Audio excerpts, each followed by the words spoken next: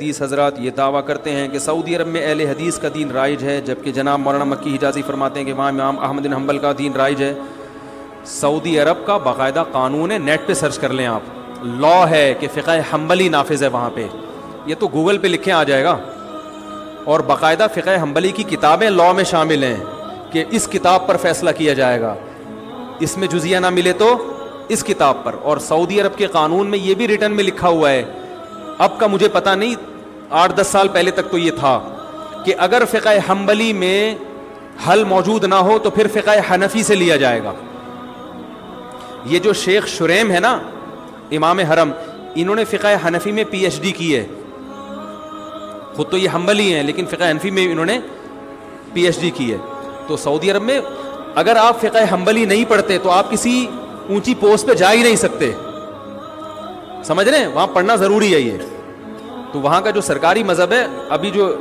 جو بادشاہ گزرے ہیں سعودی عرب کے، شاہ عبداللہ گزرے کون سے یار جن کا انتقال ہو گیا، انہوں نے باقاعدہ اناؤنسمنٹ کی تھی، اعلان کیا تھا کہ یہ زیادہ پرانی بات نہیں ہے، 8-10 سال پرانی بات ہے، باقاعدہ اناؤنسمنٹ ہوئی تھی ان کی طرف سے سرکاری سطح پہ کہ ہمارا جو مذہب ہے جو سعودی عرب میں رائج ہے وہ فقہ حنبلی ہے، یہ اناؤنسمنٹ باقاعدہ ہوئی تھی۔ تو میں نے خود سعودی عرب میں حرم میں وہاں کے علماء کے فقہی مجالس اٹینڈ کی ہیں۔ ایک تو ہوتا ہے نا قرآن و سنت پہ درس تفسیر، جیسے بھی ہمارا یہ درس چل رہا ہے، ایک ہوتا ہے جو لا پڑھایا جاتا ہے نا، تو میں نے خود حرم میں بیت اللہ کے سامنے درس اٹینڈ کیے ہیں، فقہ حنبلی کی کتابیں باقاعدہ پڑھائی جا رہی ہیں وہاں پہ، سمجھ رہے ہیں۔ تو ہاں بعض چیزوں میں فقہ حنبلی سے خروج کرتے ہیں، تو وہ تو ہم بھی بعض چیزوں میں فقہ حنفی کو چھوڑ دیتے ہیں، وہ تو اصول اور آداب ہر مسلک میں ہوتے ہیں کہ کن چیزوں میں آپ جو ہے وہ آپ مسلک سے خروج اختیار کر سکتے ہیں۔ باقی فقہ حنبلی رائج ہے اور وہ خلاف فقہ حنفی کے بھی نہیں ہے۔ یہ جو امام شیبی ہیں جو جن کے ہاتھ میں بیت اللہ کی چابیاں ہیں، ان کے قبیلے کے بارے میں رسول اللہ صلی اللہ علیہ وسلم نے ارشاد فرمایا تھا کہ کوئی ظالم ہوگا جو تم سے بیت اللہ کی چابیاں لے گا، تو نبی صلی اللہ علیہ وسلم کے دور سے اب تک انہی کے خاندان میں بیت اللہ کی چابیاں ہیں، نبی کے دور سے۔ اور عجیب بات آپ کو بتاؤں کہ ان کے پاس لوگ امام مہدی علیہ السلام کے لیے لوگ امانتیں رکھواتے ہیں، کیونکہ حدیث میں آتا ہے کہ قیامت تک بیت اللہ کی چابیاں انہی کے پاس رہیں گی، کوئی جو لے گا ان سے تو ظالم ہوگا۔ تو اس میں علماء کہتے ہیں یہ تو ثابت ہو گیا کہ کوئی اور قبیلہ قیامت تک رہے نہ رہے، یہ قبیلہ بہرحال رہے گا۔ تو اب بہت سے لوگوں نے ماضی میں اس قبیلے کے پاس امانتیں رکھوائی ہیں، پیسے رکھوائے ہیں، زیورات رکھوائے ہیں کہ آپ نے اس وقت تک آپ کے قبیلے نے رہنا ہے جب حضرت مہدی آئیں گے، تو یہ امانتیں آپ ان کے سپرد کر دینا۔ تو ابھی بھی جن کے ہاتھ میں، اور میرے لیے یہ سعادت کہ میں شو مارنے کا عادی نہیں ہوں، وہ میں نے ویڈیو کلپ بھی نہیں بنایا اس کا، جب مجھے بیت اللہ کا غلاف پیش کیا گیا تھا ان کی طرف سے، تو وہ جنہوں نے پیش کیا انہوں نے کلپ بنا کے یوٹیوب پہ ڈالا، لیکن میں نے اپنے چینل سے ابھی تک وہ ویڈیو کلپ نہیں ڈالا۔ لیکن اب بات چل پڑی تو میں بتاتا ہوں، ان کی طرف سے جو بیت اللہ کی چابیاں جن کے پاس ہیں، مجھے الحمدللہ باقاعدہ بیت اللہ کا غلاف ہدیے کے طور پر پیش کیا، اور وہ حنفی ہیں، اس لیے نہیں انہوں نے دیا کہ وہ حنفی، اسلام میں حنفی شافی کی بیس پر پروٹوکول نہیں ہے۔ میں تو صرف یہ بتانے کے لیے کہ یہ جو پروپیگنڈا کیا جاتا ہے نا کہ سعودی عرب والے وہ مذاہب اربعہ کو نہیں مانتے، چاروں فقہ کو نہیں مانتے، جو ان فقہ کو فالو کرتے ہیں ان کو غلط سمجھتے ہیں، تو یہ غلط قسم کا پروپیگنڈا ہے۔ وہ چاروں فقہ کو مانتے ہیں، چاروں فقہ کے فالوورز وہاں پہ بڑی بڑی پوسٹوں پر موجود ہیں۔ مدینہ یونیورسٹی کے جو ابھی پرنسپل تھے چند سال پہلے تک، وہ حنفی تھے، انہوں نے کوئی سعودیہ کی پالیسی کے خلاف کوئی بیان دے دیا تھا جس کی وجہ سے ان کو معزول کر دیا، اس بیس پہ نہیں کہ یہ حنفی ہیں، بلکہ اس بیس پر ان کے سعودی حکومت کی پالیسی کے خلاف بیان دے دیا تھا۔ تو وہاں یہ فرق نہیں ہے کہ آپ حنفی ہو یا شافی ہو یا حنفی ہو یا مالکی ہو یا حنبلی، اس سے ان کے ہاں یہ مسائل کہاں ہیں؟ ہمارے ہاں ہیں کہ جو فقہ حنفی کو فالو کر رہا ہے وہ اندھا مقلد ہے، وہ جنت میں نہیں جائے گا، ہم صرف قرآن و حدیث کو مانتے ہیں۔ یہ وہاں اہل حدیث بھی ہیں اور اچھی پوسٹوں پر ہیں، تو یہ فرقواریت، یہ عذاب یہاں پر ہے۔ تو اہل حدیث بھی وہاں بڑی اچھی اچھی پوسٹوں پر ہیں، لیکن سعودی عرب کا جو سرکاری مذہب ہے وہ بہرحال فقہ حنبلی ہے، اور علماء حرم وہ بھی حنبلی فقہ کو فالو کرتے ہیں۔ میں نے تو ان کی تحریریں پڑھی ہیں ائمہ حرم کی، کہ انہوں نے باقاعدہ ریٹن میں لکھا ہے کہ ہم فقہ حنبلی کو فالو کرتے ہیں. اور سعودی عرب میں جو انقلاب آیا محمد ابن عبد الوہاب, جن کی وجہ سے دنیا ان کو وہابی کہتی ہے نا, محمدی تو کہہ نہیں سکتی تھی تو ابا کے کھاتے میں ڈال کے وہابی کہنا شروع کر دیا.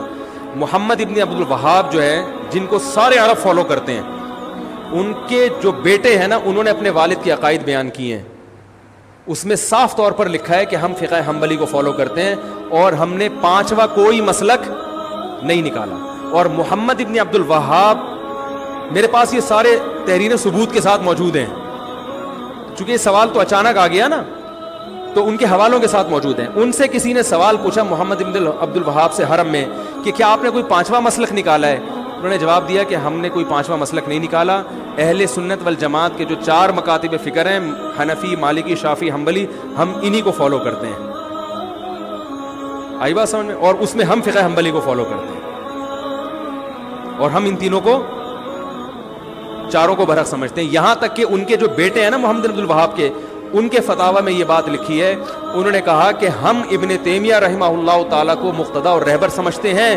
مگر ابن تیمیہ نے چاروں مذاہب کے خلاف اگر کوئی فتویٰ دیا ہے تو ہم اس میں ابن تیمیہ کو فالو نہیں کرتے. اس میں انہوں نے یہ بات بھی لکھی ہے کہ 3 طلاق کا مسئلہ چونکہ چاروں فقہا کے خلاف ہے ابن تیمیہ کا, اس مسئلے میں ہم نے ابن تیمیہ کی رائے کو مسترد کر دیا ہے. نہیں آ رہی بات سمجھ میں؟ تو یہ محمد ابن عبد الوہاب کا بھی بیان میں نے بیان کیا آپ کو, جو میرے پاس حوالوں کے ساتھ موجود ہے. نہیں تو آپ نیٹ پہ سرچ کریں, آ جائے گا. آج کل تو گوگل پہ لکھو, بہت سی چیزیں نکل آتی ہیں. تو یہ الفاظ نیٹ پہ سرچ کریں, وَلَا نُنْكِرُ أَحَدًا مَنْ قَلَّدَ أَحَدًا مِنَ الْمَذَاهِبِ الْأَرْبَعَةِ, کہ ان چاروں, یہ محمد بن عبد الوہاب کا بیان ہے رحمہ اللہ, کہ ہم کسی ایسے شخص پر رد نہیں کرتے جو چاروں مذاہب میں سے کسی ایک کی تقلید کرتا ہے. یہ نیٹ پہ گوگل پہ آپ الفاظ لکھ لیں, ٹھیک ہے, لا ننکر احدا من قلد احدا من المذاہب الاربعہ, گوگل پہ لکھیں گے, یہ ان کی ورڈنگ انشاءاللہ آ جائے گی. تو اور یہ بھی ہو سکتا ہے نہیں آئے تو مزید ریسرچ کریں, آپ مزید تحقیق کریں, کیونکہ بعض دفعہ یہ الفاظ کسی اور کے بھی کہے ہوئے ہوتے ہیں نا, تو کسی اور کے نام سے آ جائے گی پھر وہ. تو محمد بن عبد الوہاب وہ بھی حنبلی تھے, ان کے بیٹے نے تو باقاعدہ کتاب لکھی ہے کہ جو چاروں مذاہب میں سے کسی ایک کی تقلید کرتا ہے, تقلید کے الفاظ ہیں, ہم اس پر رد نہیں کرتے اور ہم فقہ حنبلی کو فالو کرتے ہیں. ابن تیمیہ رحمہ اللہ کو عرب لوگ بہت زیادہ مانتے ہیں, تو انہوں نے کہا ہم ابن تیمیہ کے فالوورز ہیں, لیکن ابن تیمیہ رحمہ اللہ نے چاروں فقہ کے خلاف اگر کوئی بات کی ہے تو ہم اس میں ابن تیمیہ کے قول کو رد کر دیتے ہیں. پھر انہوں نے 3 طلاق کی مثال بھی دی ہے. سمجھ رہے ہیں کہ نہیں سمجھ رہے؟ یہ ہے. ہاں, لوگ یہ ایک اکثر کہتے ہیں کہ وہ تو قرآن و حدیث کی بات کرتے ہیں. تو بھائی فقہ حنبلی کو فالو کرنا قرآن حدیث کے خلاف نہیں ہے, سمجھ رہے ہیں؟ ایک عرب عالم سے کسی نے پوچھا کہ آپ دلیل کو فالو کیوں نہیں کر رہے,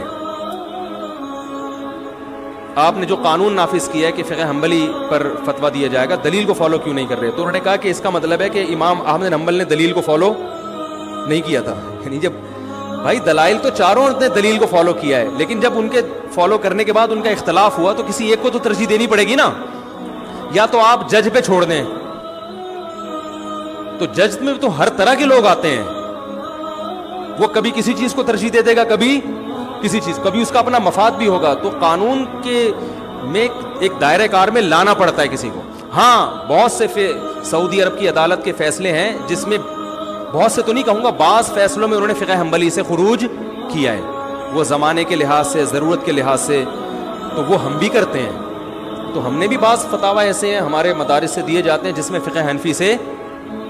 خروج کیا, فقہ حنفی کو اس میں چھوڑا ہے انہوں نے. لیکن بالکل ہم کہتے ہیں آزاد ہو جاؤ, تو پھر قرآن و حدیث کا لیبل لگا کے آپ اگر خود سے ہر آدمی کو تحقیق کی اجازت دیں گے, اور پیچیدہ مسائل میں جن میں علماء کا اختلاف ہے, تو پھر تو یہ فرقواریت اتنی بڑھے گی, ہر آدمی ایک نیا فتویٰ لا رہا ہے. آپ دیکھ لو نا, طلاق کوئی دے کر آئے, ادھر جاؤ تو ادھر سے الگ فتویٰ مل رہا ہے, ادھر جاؤ تو ادھر سے الگ فتویٰ مل رہا ہے. اس کی قرآن حدیث کی تحقیق الگ ہے, اس کی تحقیق غامدی صاحب کے پاس چلے جاؤ گے, وہ بالکل ہی ایک مارکیٹ میں قرآن حدیث کی روشنی میں نئی تحقیق لے کر آ رہے ہیں. آپ کہہ سکتے ہیں کہ ان کی تحقیق غلط ہوتی ہے, لیکن عامی آدمی کو غلط لگتی نہیں ہے. وہ بات ہے عامی آدمی کی, وہ کیا کرے گا, تو اس کو پابند بنانا پڑتا ہے کسی ایک فقہ کا. باقی اہل حدیث حضرات بھی بہت کثرت سے ہیں وہاں پہ, اس کی چند وجوہات ہیں. اس کی وجہ یہ ہے کہ ہمارے حضرت مفتی رشید احمد صاحب رحمہ اللہ تعالیٰ یہ بات فرمایا کرتے تھے، جو اب پتہ نہیں نیٹ پہ کوئی الگ سے ہی مصیبت نہ کھڑی ہو جائے، لیکن اللہ کرے نہ کھڑی ہو، بھائی بات تو غلط نہیں ہے اور اس میں کسی کی میں برائی نہیں کر رہا۔ ہمارے فرمایا کرتے تھے کہ جو غیر مقلد حضرات ہیں، ایک خرابی ان میں ہے، وہ ٹھیک ہو جائے تو معاملہ بہت سیٹ ہو جائے گا، اور ایک خرابی مقلدین میں ہے جو مذاہب اربعہ کو فالو کرتے ہیں، حنفی شافعی، وہ خرابی ان میں ٹھیک ہو جائے تو یہ بہت اچھے ہو جائیں گے۔ فرمایا کہ حنفیوں میں جو ہمارے یہاں فقہ رائج ہے، بدعتیوں کی کثرت ہے اور بدعات کی کثرت ہے،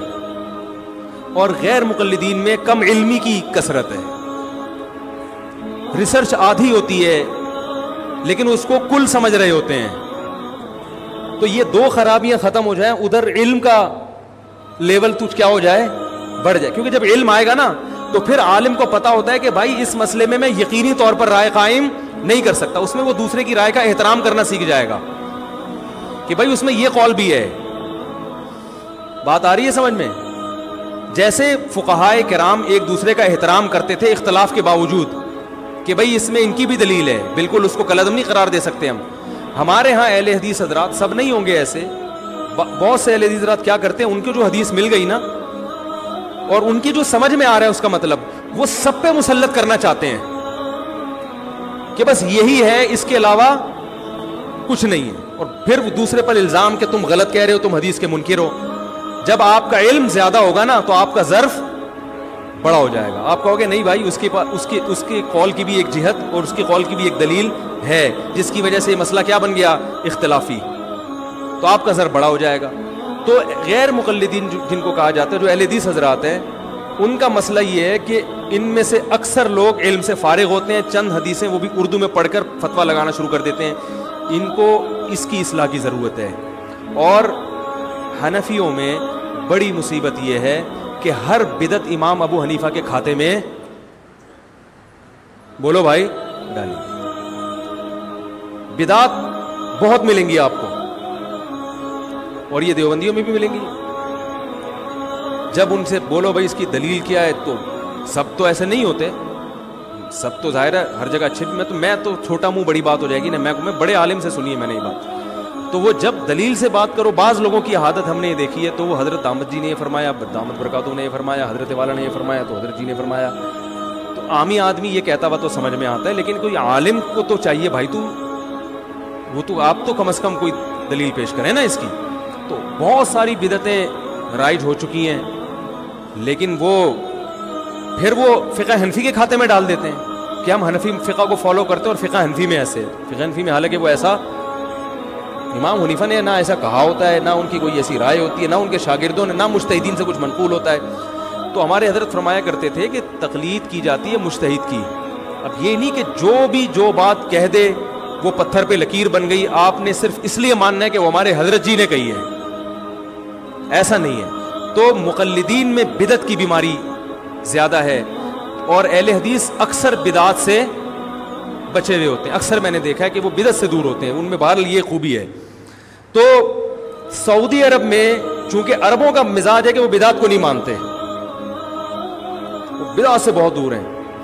تو اہل حدیث حضرات جو سعودی عرب میں اتنے زیادہ ہیں، وہ اس لیے نہیں کہ چاروں مذاہب کو نہیں مانتے، اگر وہ یہ بات کریں گے تو وہ سعودی عرب میں ان کو جگہ نہیں ملے گی، وہ اس لیے کہ خاص طور پر سعودی عرب میں جو اہل حدیث ہیں وہ بدعات سے، بولو بھائی، بہت دور ہیں۔ تو بدعت سے تو ہم سب کو دور رہنا چاہیے بھائی۔ بہت ساری چیزیں ہم نے امام حنیفہ کے کھاتے میں ڈال دی ہیں، بہت ساری چیزیں ہم نے فقہ حنفی کے کھاتے میں ڈال دی ہیں، بہت ساری چیزیں ہم نے رسول اللہ صلی اللہ علیہ وسلم کی طرف منسوب کر دی ہیں۔ عرب اس کا بڑا خیال کرتے ہیں، حدیث صحیح ہونی چاہیے۔ ہمارے ہاں ایک بڑی مصیبت یہ بھی ہے کہ ہمارے ہاں جو واعظین ہیں دیوبندی حضرات میں یا حنفی حضرات میں، ان میں بھی بہت سے واعظین بیان کے دوران صحیح اور ضعیف حدیث میں فرق نہیں کرتے، واقعات میں اس کا خیال نہیں کیا جاتا یہ مستند ہے بھی کہ نہیں ہے، اس کا سے بھی بڑا امیج دنیا میں خراب جاتا ہے۔ تو جبکہ اہل حدیث حضرات اس کا اہتمام، جو جہاں تک مجھے معلومات ہے، وہ کرتے ہیں، تو